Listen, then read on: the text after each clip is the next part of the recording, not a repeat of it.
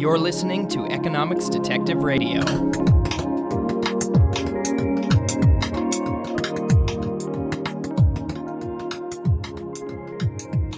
My guest today is Emily Hamilton. She is a researcher at the Mercatus Center at George Mason University. Emily, thanks for being on Economics Detective Radio. Thanks a lot for having me. So Emily recently wrote a paper titled How Land Use Regulation Undermines Affordable Housing, along with her co-author Sanford Ikeda.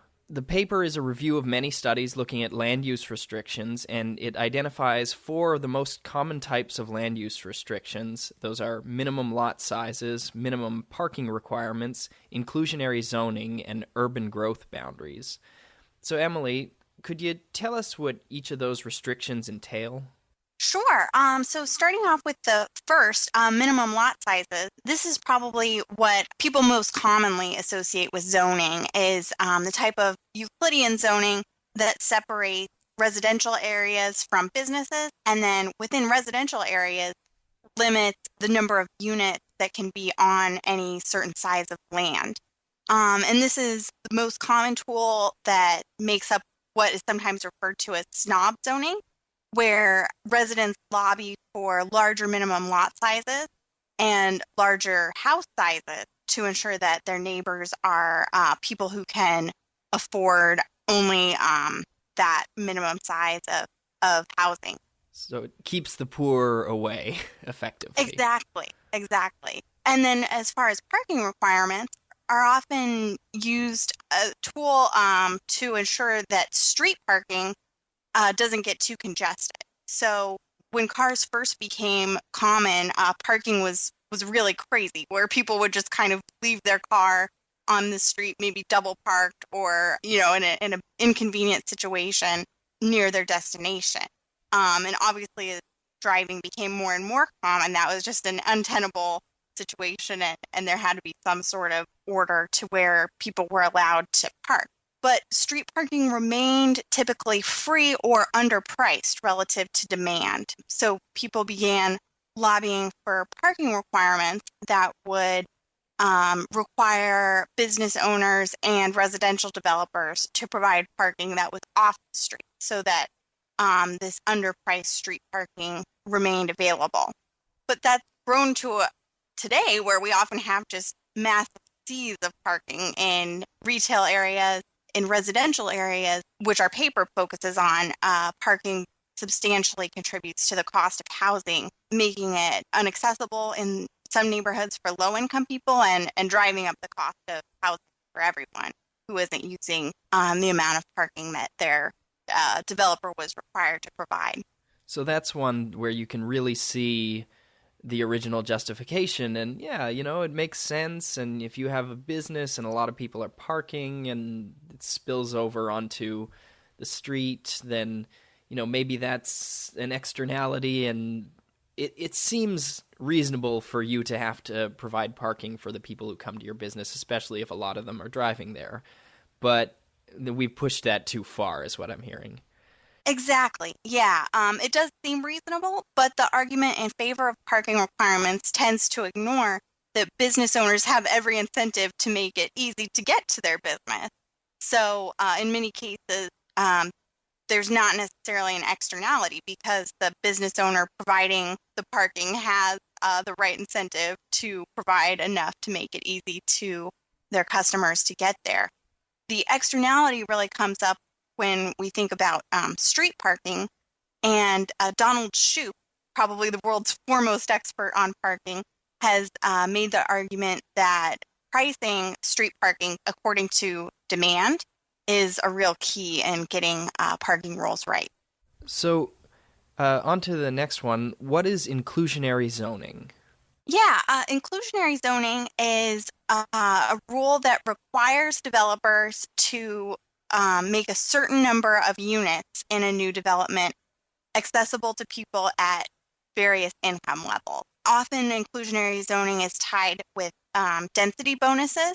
So a developer will have the choice to make a non-inclusionary project that is only allowed to have the regular amount of density that plot is zoned for, Or he can choose to take the inclusionary zoning density bonus, which will allow him to build more units overall, including the inclusionary units and additional market rate units. Typically, units are affordable to people who are making a certain percentage of the area median income. So people who might not be low income, but who are making not enough to afford perhaps a market rate unit in their current neighborhood.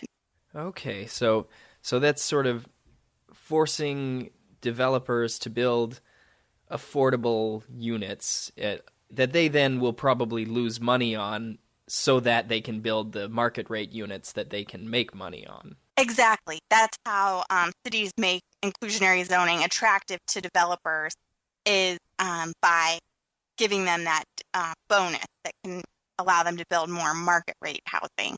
In other cities, however, inclusionary zoning is required for all new developments. So it really varies from jurisdiction to jurisdiction how it's implemented. So the fourth land use restriction you mentioned is urban growth boundaries. What are those? So Oregon is the most famous example in the U.S. of implementing urban growth boundaries. And what it is basically a state law that requires each city to set up a boundary around its edges where for a certain amount of time, no housing can be built outside of that boundary. And the idea is to gradually expand the city's footprint over time to allow the suburbs to extend a little further, but to restrict that suburban development using the boundary for some time period. Other examples like London's urban growth boundary, I believe, are permanent. So there are certain areas that can never be developed. So I believe we have something like this in Vancouver. We have farmland in the Metro Vancouver area, which, for context, this area is one of the most overheated, high-priced housing markets in the world. Right. And we have this land that's just zoned for farms. And a lot of the time, people don't even bother to plant crops. They're just holding the land, for the day when eventually it can be rezoned into housing. So I looked it up before we went on, and some of these plots are $350,000 an acre, which of course is, not reflective of just how productive they are as farmland, but as of how productive they would be, when they are eventually rezoned. Exactly. Yeah, very similar idea to Oregon's program. And a lot of empirical studies have been done of Portland's growth boundary because researchers can easily look at plots that are selling on either side of the boundary to see whether or not it's affecting land prices. And several studies have found a very clear effect of the boundary in driving up the price of land.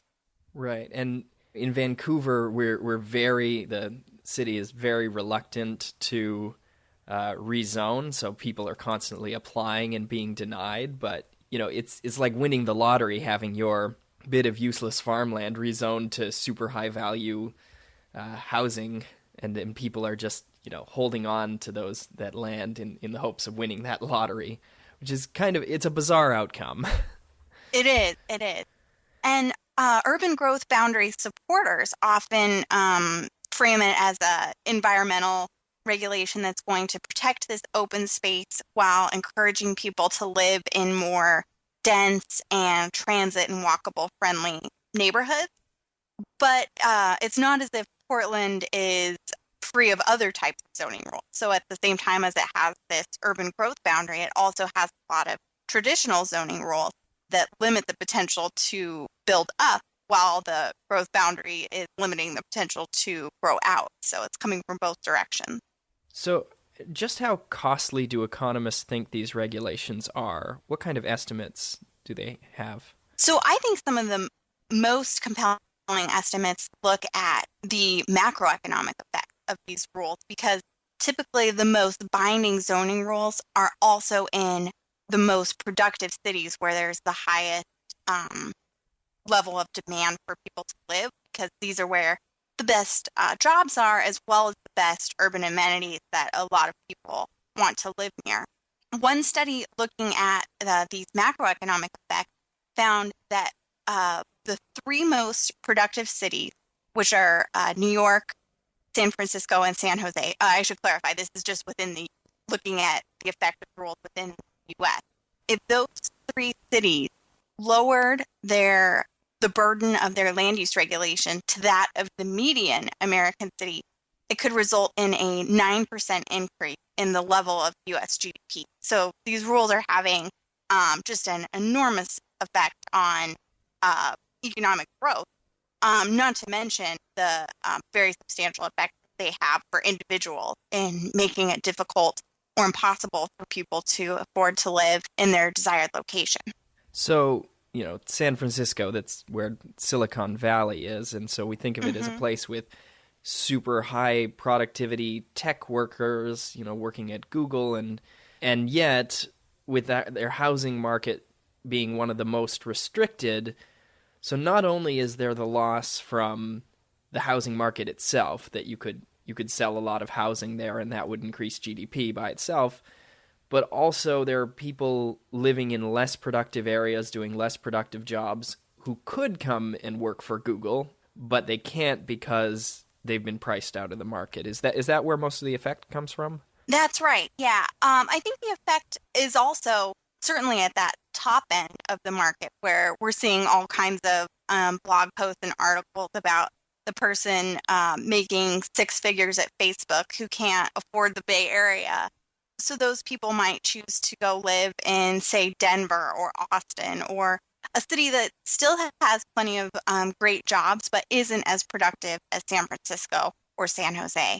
But then we also see this at down the income spectrum, where people who are in the service industry, say waiting tables, could make much more in San Francisco than they can in Houston or wherever they happen to live.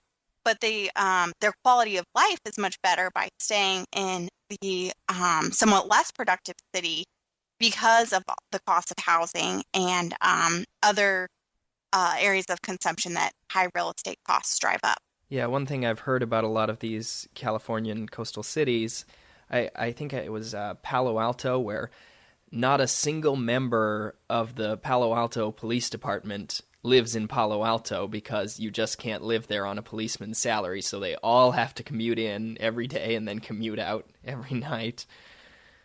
Yeah.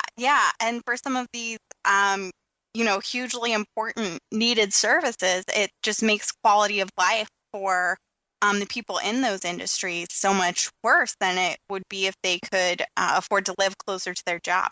Right. So to summarize, the labor market mobility of the United States in general has been greatly restricted by these land use restrictions. Even though the land use restrictions are local, has an effect on the national economy. Exactly. Yeah. And we can see this in the data where income convergence across areas of the country has greatly slowed down since the 1970s when these rules really started taking off. Right. So you argue that the cost of these restrictions fall primarily on low-income households. So can you talk through how that happens? Sure. It happens in two ways. First off, you have the low-income people who are living in very expensive cities as is. And these people might have to endure very long commutes, like you talked about the police officer in Palo Alto who can't live anywhere near his job. Not that police officers are low income, but just as an example that illustrates the point. Or they have to live in very substandard housing, perhaps a group house that's just crammed with people, maybe even illegally so, in order to afford to live anywhere near where they're working. Yeah, I was going to say, I thought those group houses were illegal from these very same land use regulations, but I guess people get around it. Yeah. A lot of U.S. cities have rules about the number of unrelated people who can live in a house, and certainly those rules are sometimes broken. So that, I think, is clear to anyone who's spent time in an expensive city is, people have to live in these less than ideal conditions and waste too much of their time commuting in order to make that work. But the unseen version of this is the person who lives in a low-income part of the country and would like to improve their job opportunities and quality of life by moving to somewhere more productive, but they simply can't make it work. So they stay in that low-income area without meeting their working potential. Right. There was a study by David Otter. I think I cited it in a previous episode and got the author name wrong, but it's definitely David Otter. And it was looking at the trade shock to the United States from opening up trade with China in the early 2000s. And it basically showed that a lot of parts of the country just never recovered. So if you worked, in particular, I think the furniture industry was one that was basically wiped out. And if you worked in a town next to a furniture factory, and that was your job, not only did you lose your job, you lost all the value in your home because the one industry in the town is gone, and you can't afford to move to, one of the booming industries, like Silicon Valley or another part of the country, because they've so greatly restricted the elasticity of their housing supply. So, I mean, and that's not all in the Otter paper. The Otter paper basically just shows that it took a very long time to recover from the shock, and a lot of places didn't recover at all. But I really think that housing is part of that picture. If you're trying to figure out why the U.S. economy can't respond to shocks like it used to in the 20th century, that has to be a big part of the picture. Definitely. And that trend as far as people being able to leave these depressed or economically stagnant areas is also borne out in the income convergence data that we talked about earlier. Right. So the other part of that I saw in your paper was not only are poor people hurt, but rich people who already own homes have seen those home prices rise. So it's affecting inequality at both ends of the spectrum, correct? Right. Bill Fischel at Dartmouth has done a lot of work on why it is that people lobby so hard in favor of rules that restrict development. And he terms it his home voter hypothesis, where people who own homes have a huge amount of their wealth tied up in their home, and so they are in favor of rules that protect that asset and prevent any shocks, such as a huge amount of new development that could result in a decline in their home's value. I think you talked about that in your episode with Nolan Gray on trailer park. Mm-hmm. Yeah, I'll link to that episode on the show notes page, economicsdetective.com/land use. Yeah, we talked about William Fischel's home voter hypothesis. So the essence of that is that people vote in local elections and they lobby to restrict the supply of housing in their neighborhood, and that increases their wealth by, increasing the land values in that area. How do you deal with that when there's such an entrenched special interest everywhere to push up land prices?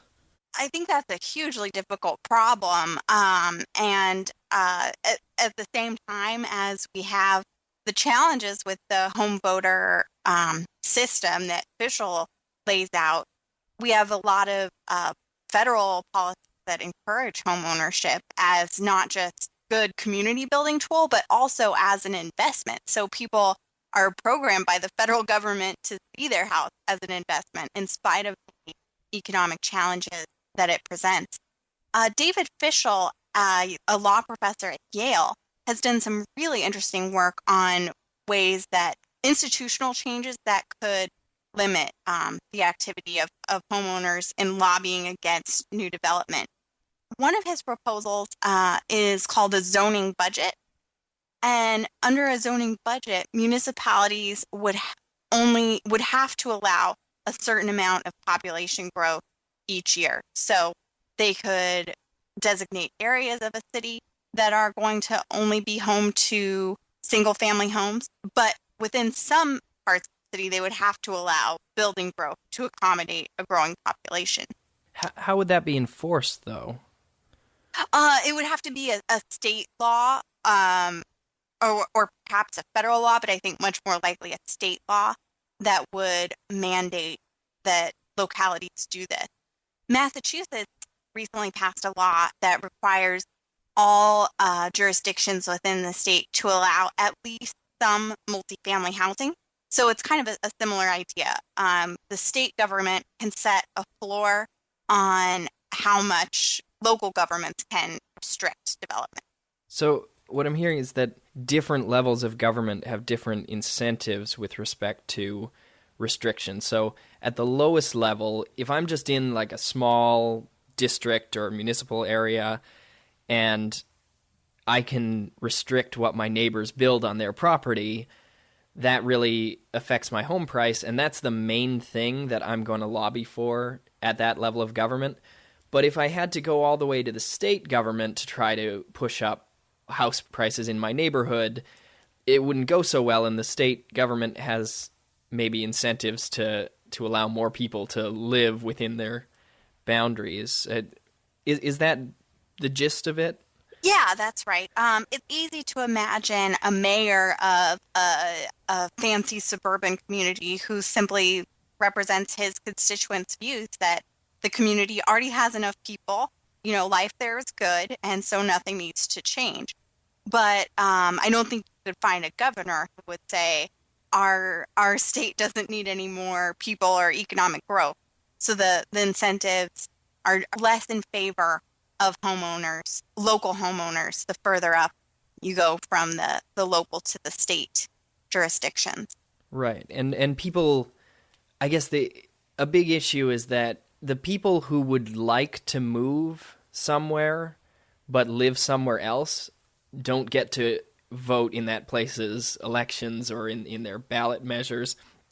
And so there's this group that has an interest in lower housing costs because they might move to your city or your town if they could afford it, but they're not represented politically in that city or town, and so they can't vote for more housing and lower prices. But then when you go to the whole state level and people are mobile within a state, those people do have a say, or they are represented, and pricing them out of the places they'd like to live really is bad for politics, bad for getting their votes. Right. So the Palo Alto police officer can't vote to change Palo Alto's policies, but he can vote to change California policies. Right. Yeah, because he still lives within California. So one of the other policy recommendations I saw in your paper is tax increment local transfers, or TILTs. What are they, and how can they impact land use restrictions? That's another idea that comes from David Schleicher, and I think it's another really interesting concept. And the idea behind TILT is that a new development increases the property tax base within a jurisdiction. So if you have a neighborhood full of, or say a block full of single-family homes that is allowed to be sold to a developer in order to build a couple of large apartment buildings, each apartment is going to be less expensive than the previous single-family homes. But overall, the apartment buildings will contribute more to property tax. And the idea behind a TILT is that part of this tax increment, which is the difference between the new tax base and the previous smaller tax base, could be sold with neighbors to the new development to kind of buy off their support for the development. So those people who are in some sense harmed by the new buildings, whether in terms of more traffic or a change in their neighborhood's aesthetic, also benefit from the new building financially, so they're more likely to support it. Okay, so so economists talk about potential Pareto improvements, where you have a situation where some people are made better off, other people are made worse off, but you could have a transfer to make everyone better off. And what I'm hearing with this policy, or with TILTs, is you actually do that transfer. You actually pay off the losers with some of the surplus you get from the winners, so that everyone can be better off when you make this overall beneficial change. Exactly. And Sometimes communities use community benefits as a tool to try to get developers to share their windfall in building a new project with the neighborhood. So they might say, you can build an apartment building here, but you also have to build a swimming pool that the whole neighborhood can use at this other location. And in a way that achieves the same goal of buying off community support for new development, but it also drives up the cost of the new housing that the developer can provide. So tilts have the advantage of keeping the cost of building the same for the developer, but still sharing that financial windfall of the new development with a broader group of people.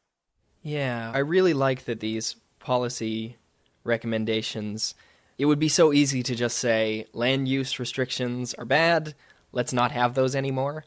But these really have an eye to the political structures that we currently have and towards making progress within the structure we have. So I like that approach to policy or to policy recommendations. I think economists should maybe do that more often. Yeah, looking for a win-win outcome. The one other one that I don't think we've talked about is home equity insurance, which it sounds like a business plan more than a policy proposal. But how can home equity insurance help to reduce the costs of land use restrictions? Yeah, that proposal also came from Bill Fischel a couple of decades ago, following on his work of the home voter theory. He proposed the idea that the reason home owners are so opposed to new development is often because they have so much of their financial wealth tied up in this house that they're not just opposed to a loss in their investment, but even more so opposed to risk. So they want the policies that they see will limit the variance in their home equity. And he proposed home equity insurance as a financial tool that could lower this risk and provide homeowners with a minimum amount of equity that they would have regardless of new development. I think it's a really interesting concept, but it's unclear, would this be a private financial product? Obviously, the market isn't currently providing it, or would it be some kind of government policy? And while I do think it's very interesting, I think that we should be somewhat leery of new government policies that promote home ownership as a financial wealth building tool. Yeah, well, the funny thing is that usually with insurance, if you have fire insurance, you want to minimize the moral hazard of that. You don't want people to say, well, I've got fire insurance, so I don't have to worry about fires anymore. But with this, you sort of want that. You have insurance on the value of your home, and then your goal is to make people less worried about the value of their home so that they will be okay with policies that reduce it. It's almost the opposite of what you want with insurance most of the time. In this case, you want to maximize moral hazard. Yeah, that's a great point. And I think that's why it could only ever exist as a government product. Right, because if the private sector was providing home price insurance to homeowners, then the company that provided the insurance would now have an incentive to lobby against upzoning the neighborhood. Exactly. Yeah, it would create a new group of NIMBYs. Yeah, well, that's at first I thought, oh, great, well, this is something that we can just do without you can just get a bunch of people together who have an interest in making cities more livable, and they can provide this financial asset. But yeah, that seems like there are problems with it that are hard to overcome within the private sector.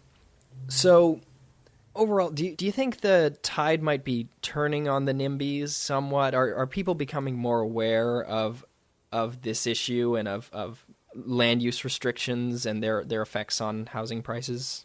I do think awareness is growing. There's a group popping up called YIMBY, which stands for Yes in My Backyard, as opposed to the suburban NIMBYs who say not in my backyard to any sort of new development. And these YIMBY groups are gaining some traction in cities like San Francisco and lobbying in favor of new development to counter the voices that oppose new development.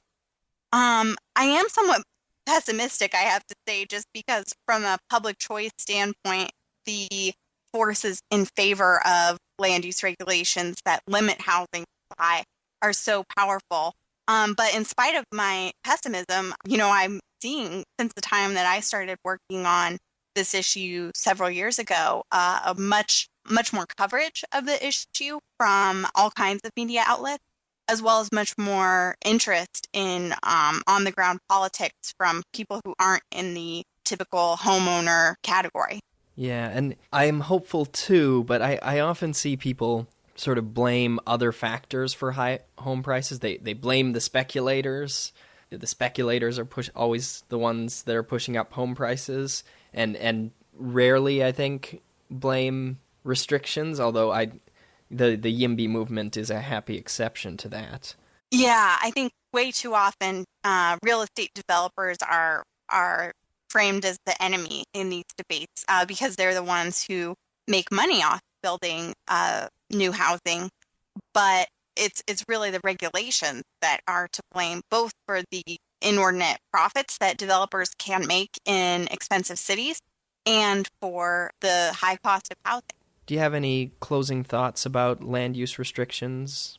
I think that it's just really important to try to spread the message about the costs that these regulations have, not just for low-income people, but for the whole country and world economic growth. That's obviously a cause that I would think everyone would be behind, is creating the opportunity for people to live in the most productive cities where they can contribute the most to society and to the economy.